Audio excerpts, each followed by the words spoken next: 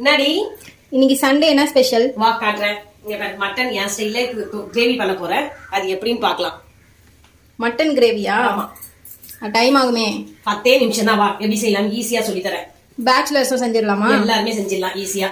Okay. சமையல் கத்துக்கிறவங்க கூட புதுசா கத்துக்கிறாங்கல்ல அவங்க கூட ஈஸியா செஞ்சிடலாம். ஏன்னா நம்ம வீடியோ போடுறது எல்லாருக்குமே யூஸ்ஃபுல்லா இருக்கும். இப்ப அதுக்காக தான் ஈஸி சமையல். இப்ப எல்லாருமே டைம் இல்ல. அந்த டைமை சேவ் பண்றதுக்காக இந்த மாதிரி நான் பண்றேன். ஓகே ஸ்டார்ட் பண்ணுங்க. எல்லாம் க்ளீன் பண்ணி வச்சுட்டேன். மட்டன் எடுத்திருக்கேன். சூப்பரான இங்க இளமாட்டு கறி எடுத்திருக்கேன். ஆன் பண்ணிக்கலாம். ஆன் பண்ணிட்டு இதை க்ளீன் பண்ணி வச்சிருக்கேன். மட்டன் போட்டுக்கலாம். மட்டன் அதுக்கப்புறம் இந்த வெங்காயம் இதெல்லாம் கிரேவிக்கு ஏற்ற மாதிரி அவங்களுக்கு. இது 1/4 கிலோ மட்டனுக்கு நான் ஒரு பெரிய வெங்காயம் ஒரு பெரிய தக்காளி போட்டிருக்கேன். அதுக்கப்புறம் 1.5 ஸ்பூன் இஞ்சி பூண்டு பேஸ்ட் போட்டிருக்கேன். ஓகே. எல்லாமே ஆட் பண்ணிட்டோமா?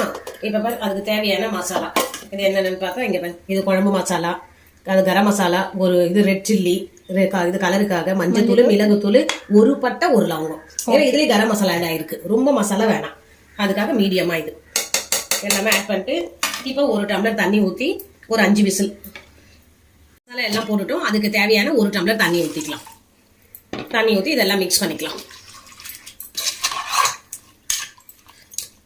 இப்போ தேவையான அளவு உப்பும் போட்டுக்கலாம். ஒரு 1/2 ஸ்பூன் உப்பு, கல் உப்பு போட்டு அதையே கலக்கி விட்டுடலாம்.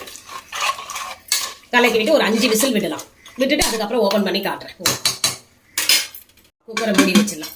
மூடி வச்சுட்டு 6 விசில் இல்லை 5 விசில் விட்டுக்கலாம். ஓகேவா? ஓகே. இப்போ 6 விசில் முடிஞ்சு ஸ்டீமும் இறங்கிடுச்சு. இப்போ ஓப்பன் பண்ணி பார்த்துடலாம். பார்த்தியா கறி நம்ம போட்ட எல்லாமே வெங்காயம் தக்காளி எல்லாம் நல்லா வந்துடுச்சு. ஓகே. இப்போ இவங்களுக்கு தாளிப்பு கொடுத்து இதை இன்னும் கொஞ்சம் நல்லா சுண்ட வைக்கணும். சுண்ட வச்சா சூப்பரான மட்டன் கிரேவி ரெடி ஆகிடும். Okay done. வா இப்போ அதை பார்த்துடலாம். அடுப்பில் கடாய் நல்லா காஞ்சிடுச்சு. எண்ணெய் தேவையான அளவு இப்போ இது பண்ணிக்கலாம். எண்ணெய் ஊற்றிக்கலாம். எண்ணெய் காஞ்சிடுச்சு. இப்போ கடுகு போட்டுக்கலாம். ஓகே. அது கூட கொஞ்சம் சோம்பு போட்டுக்கணும். கொஞ்சம் வாசனை. கருவேப்பிலை போட்டுக்கலாம். கருவேப்பிலை நல்லா பொரிஞ்சிடுச்சு. இப்போ இந்த கறி கிரேவியை ஊற்றிக்கலாம். இப்போ இதில் கறி கிரேவி ஆட் பண்ணியாச்சு. இது நல்லா சுண்ட கொதிக்கிட்டோம். இந்த நேரத்துக்கு உங்களுக்கு உப்பு காரம் ஏதாவது தேவைன்னா பார்த்துக்கங்க. உப்புக்கு காரத்துக்கு பதில் நீங்கள் மிளகுத்தூள் ஆட் பண்ணிக்கங்க. இன்னும் சூப்பராக இருக்கும் கிரேவி.